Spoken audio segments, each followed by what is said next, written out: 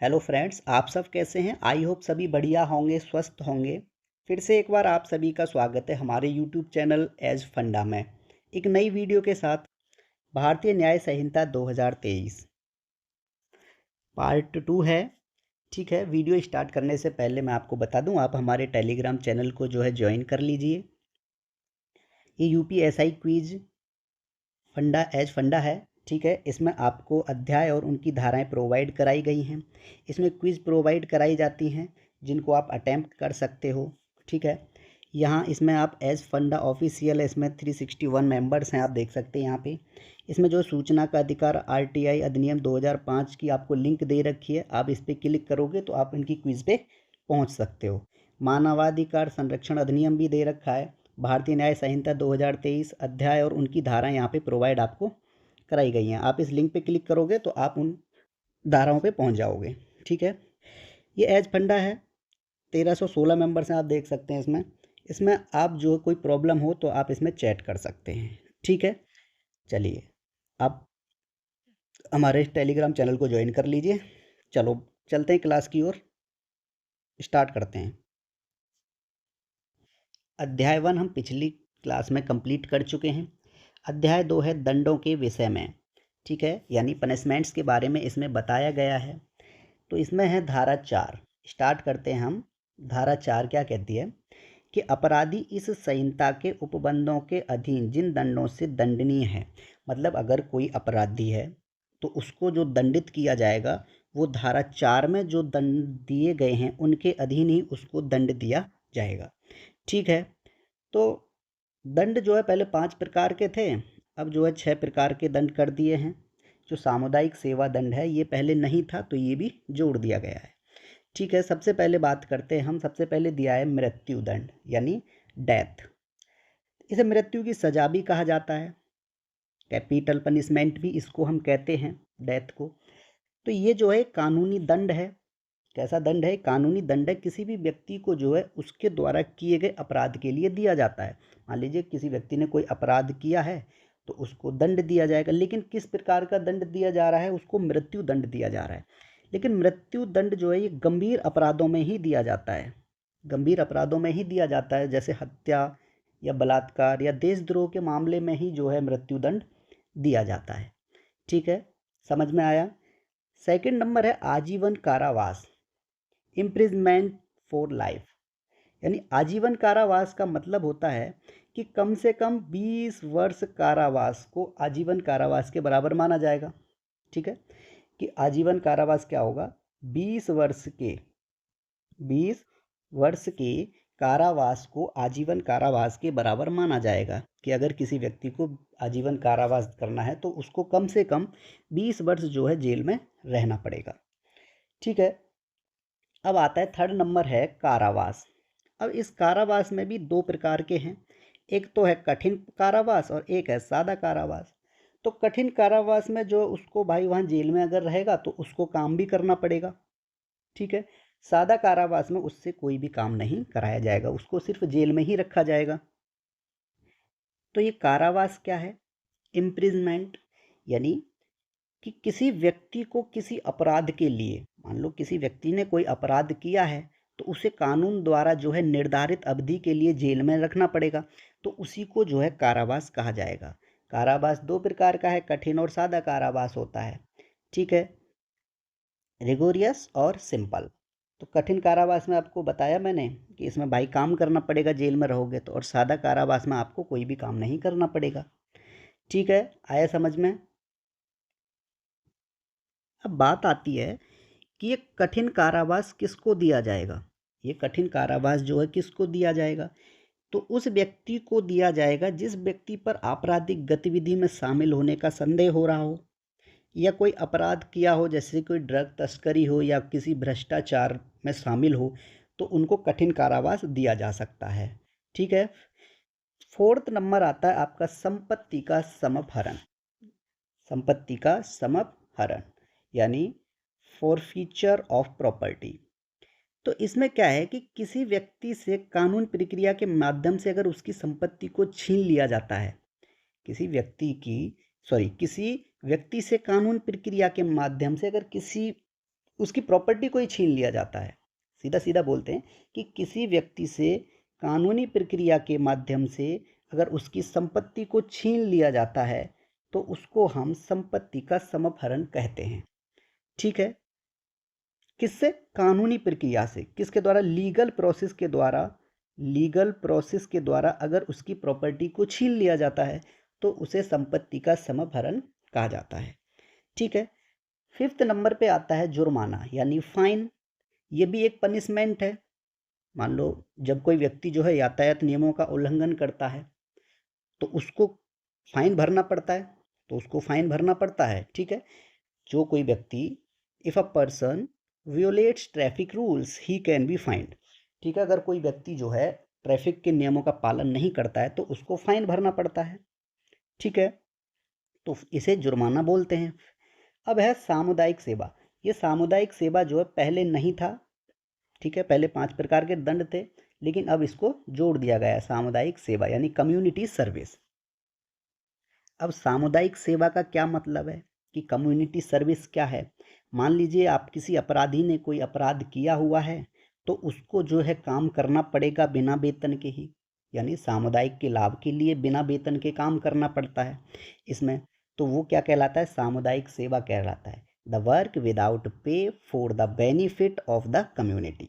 ठीक है, तो सामुदायिक सेवा समझ में आया कि बिना किसी लाभ के या बिना किसी वेतन के कार्य करना। ठीक है, ये सामुदायिक सेवा कहलाता है। ठीक है फ्रेंड्स, चलो अब बात करते हैं धारा 5। धारा 5 क्या कहती है? मृत्यु दंड आदेश या आजीवन कारावास का लघुकरण करना। लघुकरण मतलब या तो किसी की सजा को कम करना या किसी सजा को किसी और सजा में बदल देना ही लघुकरण कहलाता है। ठीक है, commutation of sentence of death और इम्प्रिजमेंट फॉर लाइफ। ठीक है, इसका मतलब है कि मृत्यु का दंड आदेश दिया गया। मान लीजिए किसी व्यक्ति को जो है मृत्यु दंड आदेश दिया गया है, अगर उस आदेश को, ठीक है, अपराधी की सहमति के बिना भी समुचित सरकार इस संहिता द्वारा उपबंधित किसी अन्य दंड में लघुकृत कर सकेगी। इसका क्या मतलब है कि मान लो किसी व्यक्ति को जो है मृत्यु दंड दिया गया है, मृत्यु दंड दिया गया है, तो इस मृत्यु दंड को अगर समुचित सरकार चाहती है तो इसे आजीवन कारावास में भी बदल सकती है। आजीवन कारावास में इसको चेंज कर सकती है। या फिर ऐसा कहा जाए कि आजीवन कारावास की सजा को, मान लीजिए पहले से ही किसी व्यक्ति को आजीवन कारावास की सजा मिली हुई है, लेकिन उस आजीवन कारावास की सजा को कम करके उसे किसी कम अवधि की सजा में बदल देना। ठीक है, तो यही लघुकरण कहलाता है। ठीक है, समझ में आया कि मृत्यु दंड को जो है किसमें चेंज कर दिया गया? आजीवन कारावास में। To change death into imprisonment of life. ठीक है, या आजीवन कारावास को जो है किसी कम अवधि वाली सजा में बदल देना। ठीक है, तो धारा 5 यही कहती है। ठीक है, बात करते हैं धारा 6। धारा 6 क्या कहती है? दंडावधियों की भिन्न है उसमें।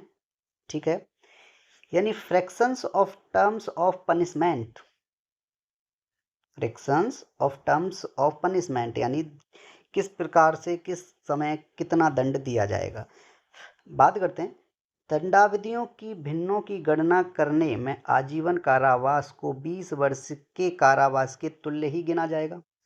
यानी अगर किसी व्यक्ति को कारावास की सजा हुई है, आजीवन कारावास, अगर किसी व्यक्ति को आजीवन कारावास की सजा हुई है तो उसे 20 साल जेल में रहना पड़ेगा। ठीक है, अगर किसी व्यक्ति को आजीवन कारावास की सजा हुई है तो उसको 20 साल जो है जेल में रहना पड़ेगा। 20 ईयर्स प्रेजेंट इन जेल। ठीक है, 20 साल तक उसको जो है जेल में रहना पड़ेगा। तो धारा 6 यही कहती है। ठीक है, equivalent to imprisonment for 20 years, यानी उसको जो है 20 वर्ष के कारावास के तुल्य ही गिना जाएगा। ठीक है, उसको जो है 20 वर्ष का कारावास दिया जाएगा। आजीवन कारावास ही 20 वर्ष का कारावास कहलाता है। ठीक है, चलिए मान लीजिए किसी व्यक्ति ने कोई अपराध किया है और उसे आजीवन कारावास की सजा मिल गई तो उसे 20 वर्ष तक जो है जेल में ही प्रेजेंट रहना पड़ेगा। 20 साल तक जेल में रहना पड़ेगा, क्योंकि उसे आजीवन कारावास की सजा मिली है। ठीक है, आगे चलते हैं। धारा 8 क्या कहती है? जुर्माने की रकम प्रावधान। ठीक है, जुर्माने की रकम का प्रावधान।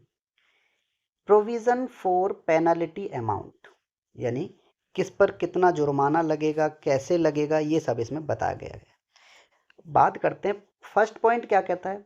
जहां वह राशि अभिव्यक्त नहीं की गई जितने तक जुर्माना हो सकता है, यानी where no sum is expressed to which a fine may be extended, the amount of fine will be fine to which the offender is liable is under limit, यानी अनलिमिटेड जो है वो हो सकता है।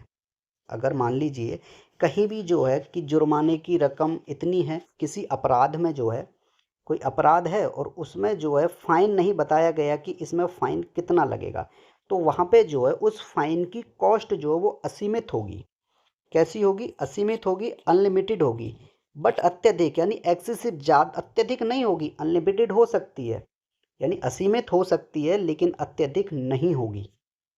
ठीक है, तो जुर्माने की रकम में प्रावधान यही है कि अगर कहीं भी जुर्माना नहीं लिखा गया कि इस अपराध के लिए जुर्माना इतना है, तो वहाँ पे जो है जुर्माना असीमित हो सकता है, परंतु अत्यधिक नहीं होगा। ठीक है, अब दूसरा पॉइंट क्या कहता है?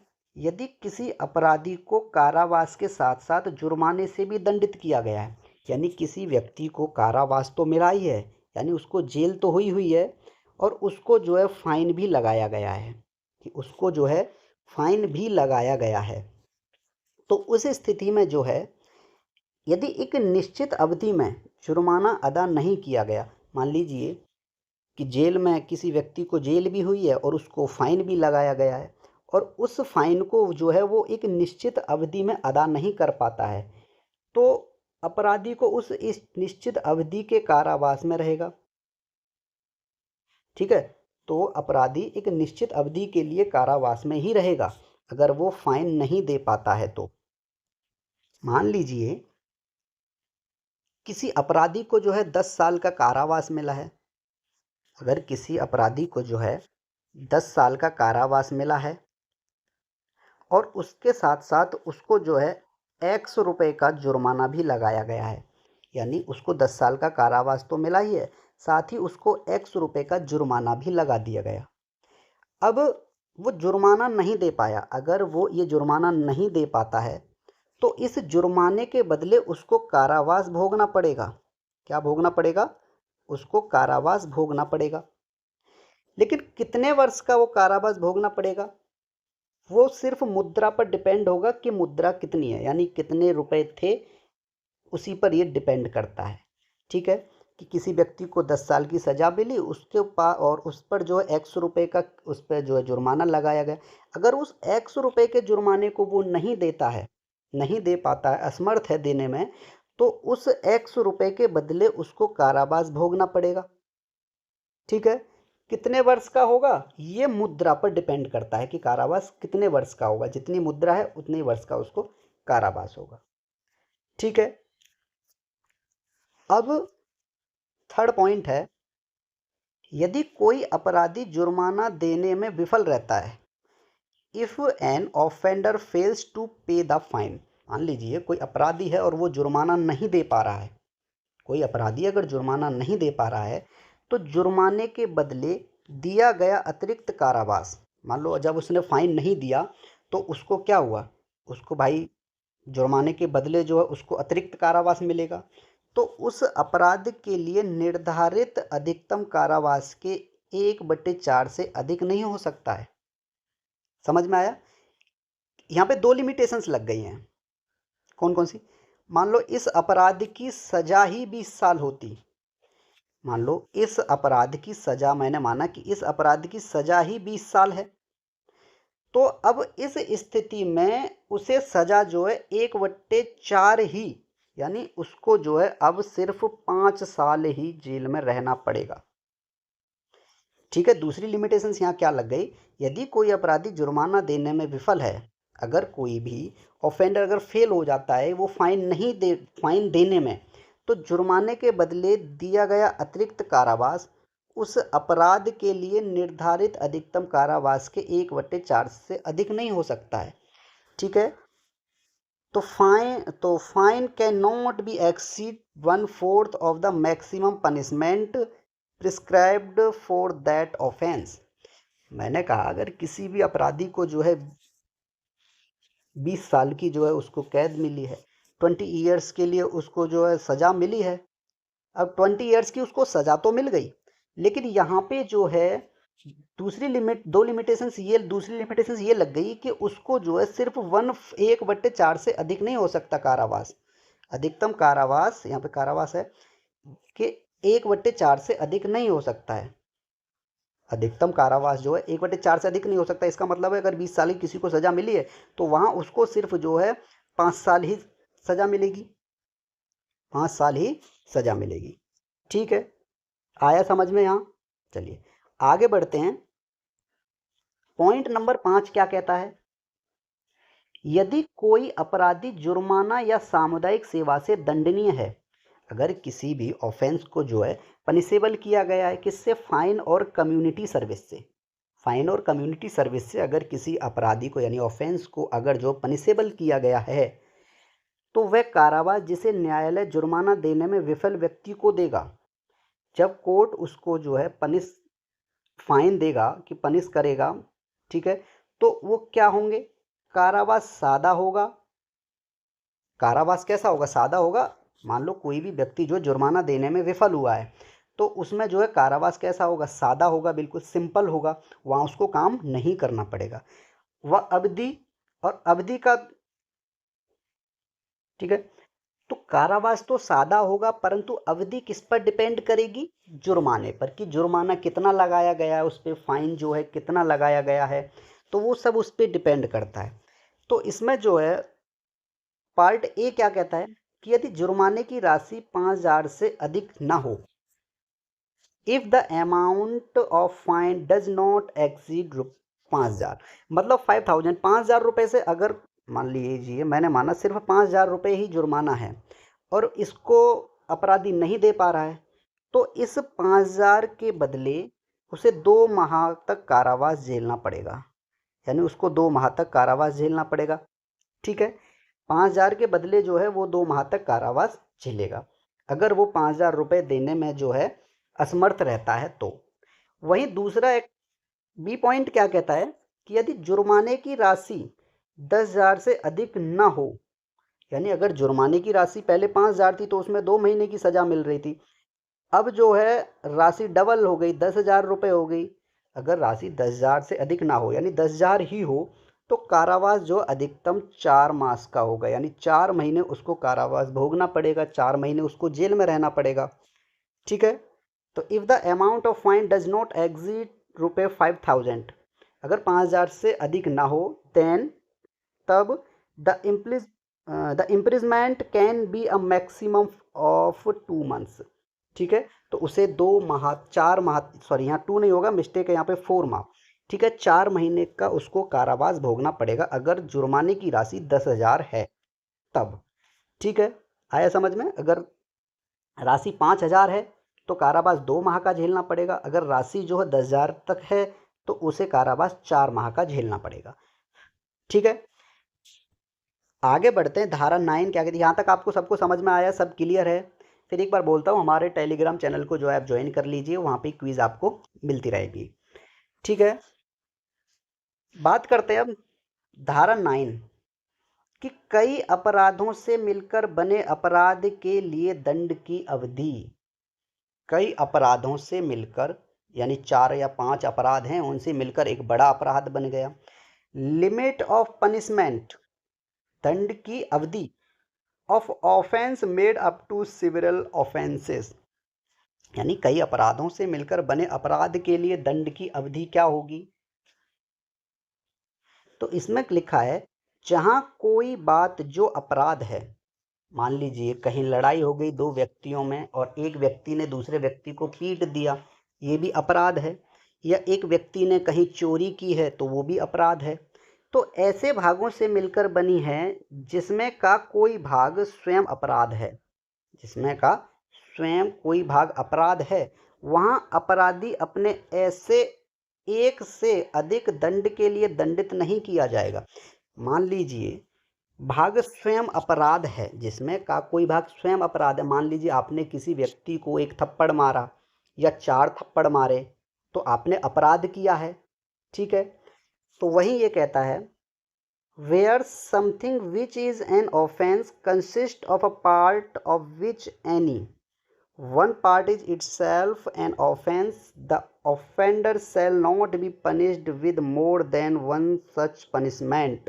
यानी एक से ज़्यादा या एक से अधिक दंड से दंडित नहीं किया जाएगा, ठीक है। अब मैं आपको बताता हूँ। मान लीजिए 2 पर्सन हैं ए और बी, कि 2 पर्सन हैं ए और बी, एक ये ए है और एक बी है, ठीक है। दोनों में लड़ाई हो जाती है। ए जो है बी को 10 डंडे मार देता है। जो ए है वो बी को 10 डंडे मारता है। ए बी को 10 डंडे मार देता है। तो ए ने अपराध किया है। अपराधी कौन है? ए है, कि भाई ए ने बी को मारा है तो ए ने अपराध किया है। अब उसको सजा तो मिलेगी। अब मानो कि ए ने जो अगर इसको 1 डंडा मारा होता तब भी उतनी सजा मिलती इसको, और ए ने बी को जब 10 डंडे मारे हैं तब भी उतनी सजा मिलनी है।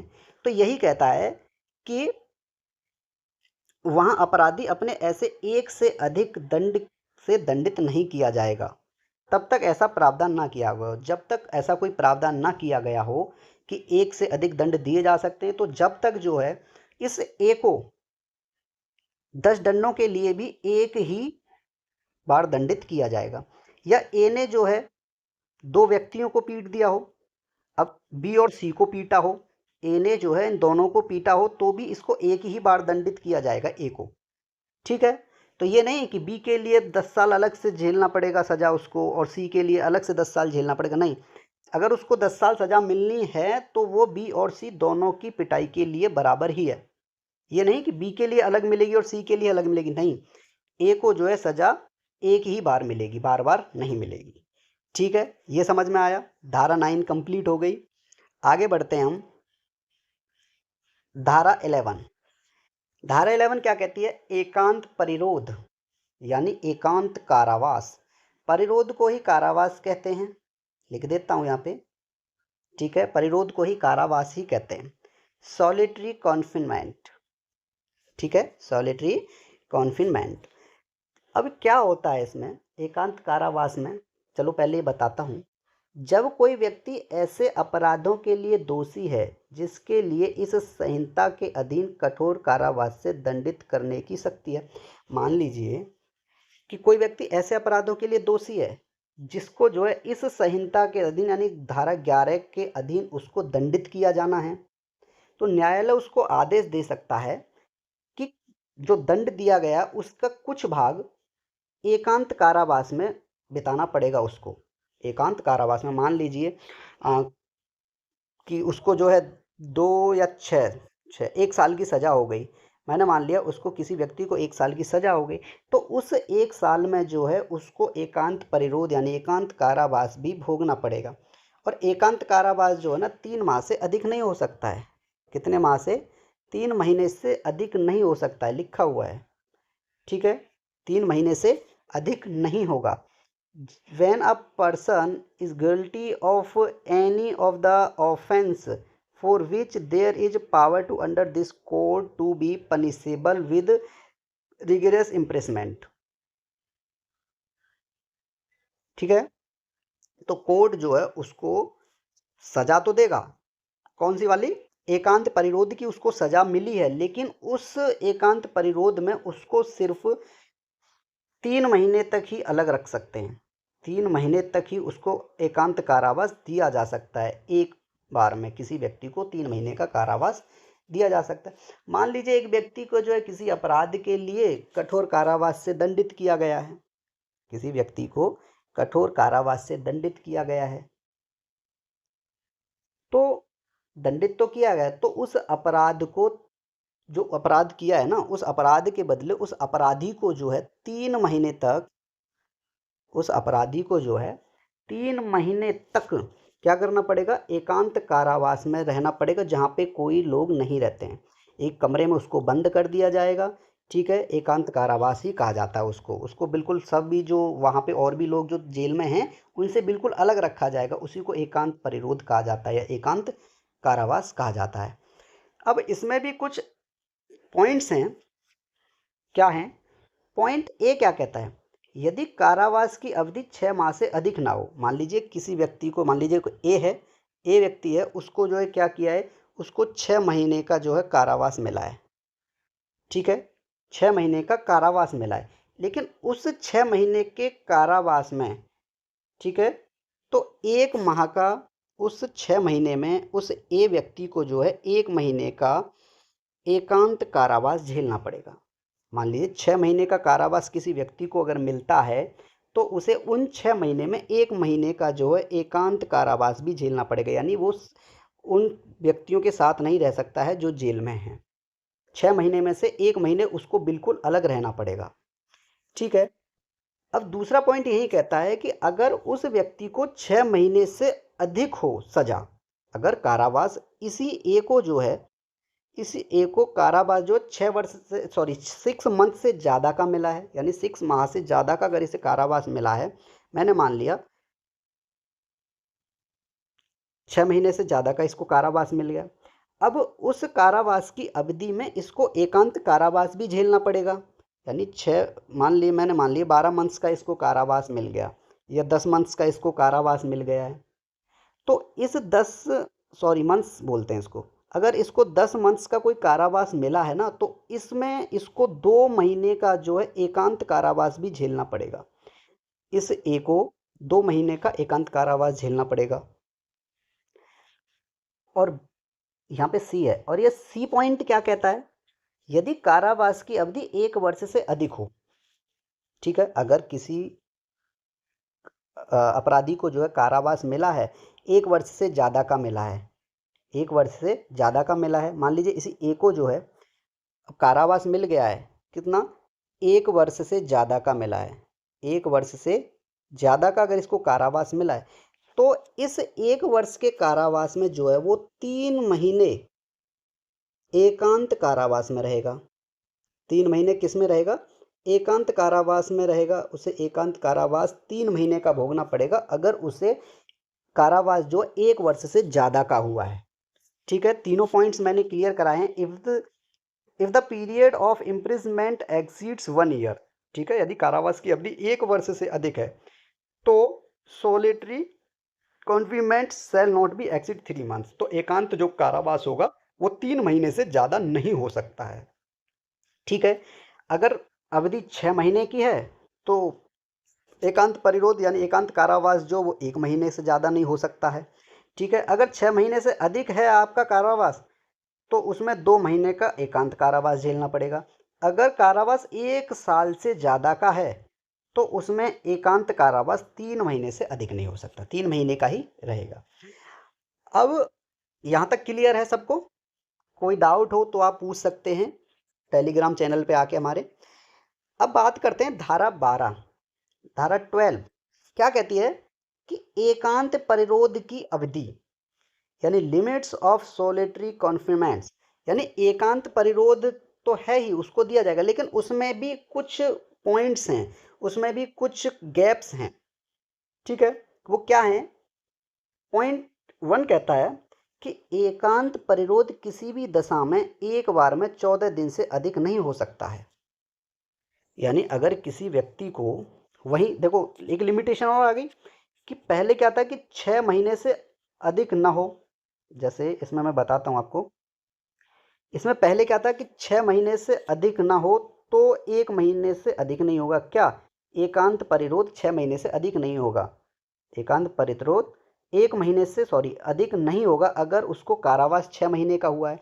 तो यही ये लिमिटेशन कहती है कि एकांत परिरोध किसी भी दशा में एक बार में 14 दिन से अधिक नहीं हो सकता है, ठीक है। कि किसी भी, मान लीजिए इस ए व्यक्ति को जो है एक बार में 14 दिन से ज़्यादा जो है उसको एकांत कारावास में नहीं रख सकते हैं, एक बार में 14 दिन तक ही रखा जाएगा, फिर उसको बाहर लोगों के साथ जो है जेल में रह रहे हैं उनके साथ रखा जाएगा, फिर जो है एक अंतराल के बाद उसे फिर 14 डेज के लिए जो है एकांत कारावास में फिर डाल दिया जाएगा। ठीक है, मोर देन 4 डेज, 14 डेज होगा यहाँ पे, 14 डेज। ठीक है, 14 डेज से ज़्यादा उसको एक बार में किसी भी कारावास में एकांत कारावास में नहीं रखा जा सकता है। अब दूसरी लिमिटेशन क्या कहती है कि अगर कारावास, जब कारावास 3 माह से अधिक हो, मान लीजिए 3 माह से अधिक है, 4 का है, 5 का है, 6 का है या 1 साल का है, ठीक है, तो संपूर्ण कारावास के किसी भी महीने में या किसी भी माह में एकांत कारावास 7 दिन से अधिक नहीं हो सकता है। ठीक है, अब यहाँ भी एक लिमिटेशन क्या लगी कि कारावास 3 महीने से अधिक का हो। मान लीजिए किसी एक को ही कारावास जो है 6 महीने का मिला है, 6 महीने का कारावास मिला है, तो उस स्थिति में एकांत कारावास जो है ना 7 दिन से अधिक नहीं हो सकता है एक बार में किसी भी महीने में। मान लीजिए तो पहले महीने में जो है उसका जो कारावास होगा, एकांत जो कारावास होगा, मान लीजिए किसी एक को जो है 6 महीने का कारावास मिला है, तो इसका जो एकांत कारावास होगा ना किसी भी महीने, मान लीजिए पहले महीने में इसका कारावास है, एकांत कारावास है, तो उसको 7 दिन से ज़्यादा एकांत कारावास में नहीं रखा जा सकता है। ठीक है, एकांत कारावास में नहीं रखा जा सकता है, ध्यान रहेगा यहाँ पे। ठीक है, तो period solitary confinement can not exceed by 7 days, तो उसको जो है 7 दिन से ज़्यादा नहीं रख सकते हैं अगर किसी भी व्यक्ति को जो है 3 माह से अधिक, क्या बोलते हैं उसको, 3 माह से अधिक जो उसको कारावास हुआ है। तो और समझा देता हूँ, मान लीजिए किसी व्यक्ति को एकांत कारावास से दंडित किया गया है, इसी ए को जो है एकांत कारावास से दंडित किया गया है, तो उस अपराधी को जो है एक बार में 14 दिन से ज़्यादा जो है, 14 दिन से ज़्यादा जो है एकांत कारावास में रखा नहीं जा सकता है। ठीक है, 14 दिन से ज़्यादा एक बार में नहीं रख सकते हैं। किसी अपराध को 3 महीने से, मान लीजिए किसी अपराधी को जो है 3 महीने से ज़्यादा अगर कारावास मिला है, तो प्रत्येक महीने में एकांत कारावास उस अपराधी को 7 दिन से अधिक नहीं है। ठीक है, तो 7 दिन से अधिक उसको नहीं रख सकते हैं, और एक व्यक्ति को जो है एकांत प्रतिरोध दशा में 14 दिन से ज़्यादा नहीं रखा जा सकता है। तो दोनों लिमिटेशंस को बड़े ध्यान से पढ़ना। ठीक है, धारा 12 यहाँ कंप्लीट होती है। आगे चलते हैं हम, धारा 14 है, धारा 14, धारा 14 क्या कहती है, विधि द्वारा आबद्ध या तथ्य की भूल के कारण अपने आप को विधि द्वारा आबद्ध होने का विश्वास करने वाले व्यक्ति द्वारा किया गया कार्य। Act done by a person is bound और बाय मिस्टेक, ठीक है, मिस्टेक यानी भूल से हुआ कार्य, of fact believing himself is bounded by law. यानी मान लीजिए क्या है धारा 14 में कि कोई सैनिक है, कोई भी सैनिक है, मैंने मान लिया कोई सैनिक है ए, कोई सैनिक ए है, तो विधि के समादेशों द्वारा या अपने वरिष्ठ ऑफिसर के आदेश पर, मैंने मान लिया कि सैनिक ए ने क्या किया कि जो विधि के समादेशों और अपने वरिष्ठ ऑफिसर, अपने वरिष्ठ ऑफिसर, ठीक है, के कहने पर, यानी सैनिक ए क्या करता है, विधि के समादेशों का पालन करते हुए और अपने वरिष्ठ ऑफिसर का पालन करते हुए भीड़ पर गोली चला देता है।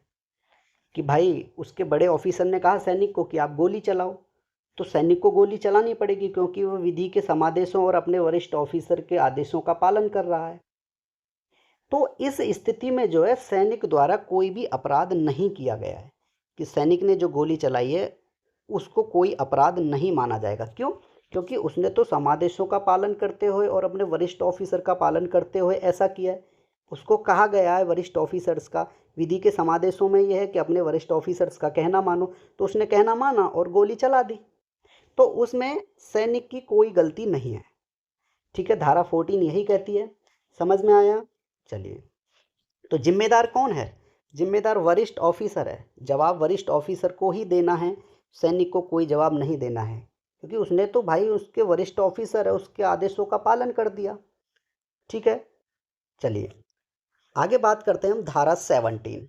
धारा 17 क्या कहती है? विधि द्वारा न्यायानुमित तथा तथ्य की भूल से अपने को विधि द्वारा न्यायानुमित होने का विश्वास करने वाले व्यक्ति द्वारा किया गया कार्य, यानी act done by a person justified by mistake of fact believing himself justified by the law. अब एक बात बताओ मुझे, विधि द्वारा न्यायानुमित, मान लीजिए मैं सीधा सीधा बताता हूँ आपको सिंपल भाषा में कि व्यक्ति ए कहीं से जा रहा है, व्यक्ति ए कहीं से गुजर रहा था, तो उसने देखा कि बी जो है सी को पीट रहा है, बी जो है वो सी को पीट रहा है, बी सी को जो है पीट रहा है। ये किसने देखा? ये ए ने देखा। तो ए को और हम सबको जो है यह अधिकार तो प्राप्त है कि हम कहीं भी गलत होता हुआ देखें तो उसकी सूचना पुलिस को दें। भाई ये तो हमारा अधिकार है कि कहीं भी गलत अगर हो रहा है तो आप उसकी सूचना पुलिस को दें, वरिष्ठ अधिकारी को दे सकते हैं। तो ए ने इस बात की सूचना पुलिस को दे दी कि बी जो है वो सी को पीट रहा है। ए ने पुलिस को ये सूचना दे दी कि भाई बी के द्वारा जो है सी को पीटा जा रहा है। अब पुलिस आ जाती है तो पुलिस जो है वो बी को गिरफ्तार कर लेती है कि तुम सी को क्यों पीट रहे थे। अब बी को गिरफ्तार कर लिया गया तो बी ने कहा मैंने हमला नहीं किया। बी ने कहा कि मैंने हमला नहीं किया, पहले सी ने मुझ पर हमला किया। बी का क्या कहना है कि मैंने हमला इस पर नहीं किया, इसने पहले मुझ पर हमला किया। अब सीसीटीवी फुटेज निकाल करके देखिए, सीसीटीवी में वीडियो देखिए कि पहले इसने मुझ पर हमला किया था, तब मैंने इसको पीटा। तो जब बी ने ऐसा कहा तो पुलिस द्वारा जब सीसीटीवी में देखा गया तो बी बिल्कुल निर्दोष निकला कि भाई गलती बी की तो है नहीं, बी तो अपने बचाव के लिए, डिफेंस के लिए उस सी को मार रहा था।